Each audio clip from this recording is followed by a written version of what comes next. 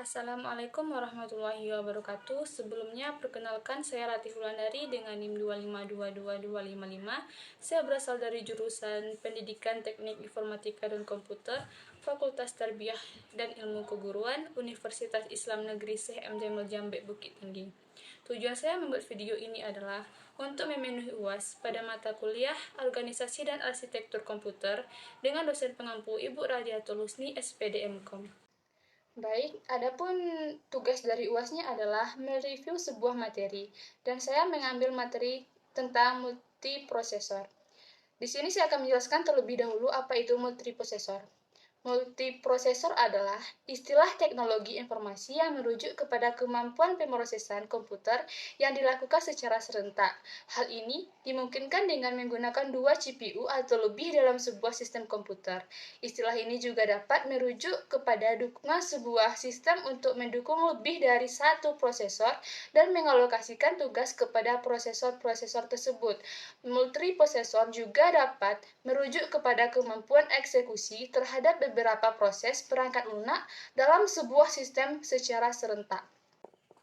Baik, selanjutnya saya akan masuk ke jenis-jenis multiprosesor. Yang pertama berdasarkan simetrinya, yang pertama ada asymmetric multiprocessing, di mana pada metode ini satu prosesor bertindak sebagai master dan prosesor lainnya sebagai slave. Master prosesor bertugas untuk menjadwalkan dan mengalokasikan proses yang akan dijalankan oleh slave prosesor. Yang kedua ada symmetric multiprocessing. Pendekatan pertama untuk multiprosesor scaffolding adalah asymmetric multiprocessing scaffolding, atau bisa dilihat juga sebagai penjadwalan master-slave multiprosesor, di mana pada metode ini satu prosesor bertindak sebagai master dan prosesor lainnya sebagai slave. Master prosesor bertugas untuk menjadwalkan dan mengalokasikan. Yang ketiga ada non-informant memory access, yaitu memori komputer rancangan yang digunakan dalam multiprosesor, di mana waktu akses memori tergantung pada lokasi memori relatif terhadap prosesor. Selanjutnya, jenis yang kedua itu berdasarkan jumlah instruksi dan datanya. Yang pertama ada SISD atau Single Instruction dan Single Dua Stream, yaitu singkatan dari Instruction Single Data adalah satu-satunya yang menggunakan arsitektur non-nom, yang dikarenakan pada model ini hanya digunakan satu prosesor. Selanjutnya yang kedua ada SIMD atau Single Instruction on Multiple Data Stream, yang merupakan singkatan dari Single Instruction Multiple Data. Pada metode ini menggunakan banyak prosesor dengan instruksi yang sama, namun setiap prosesor mengolah data yang berbeda.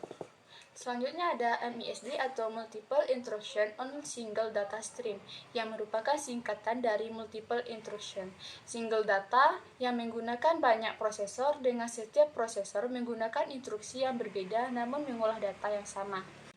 Selanjutnya yang keempat yaitu ada MIMD, yaitu Multiple Instruction on Multiple Data Stream, yang merupakan singkatan dari Multiple Instruction Multiple Data.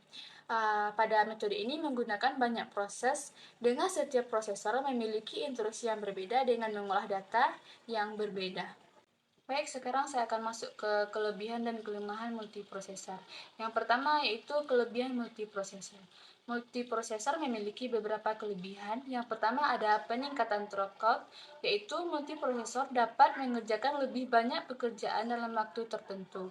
Yang kedua ada economy of scale, yaitu multiprosesor lebih hemat jika dibandingkan dengan sistem single prosesor, karena dapat melakukan sharing peripheral.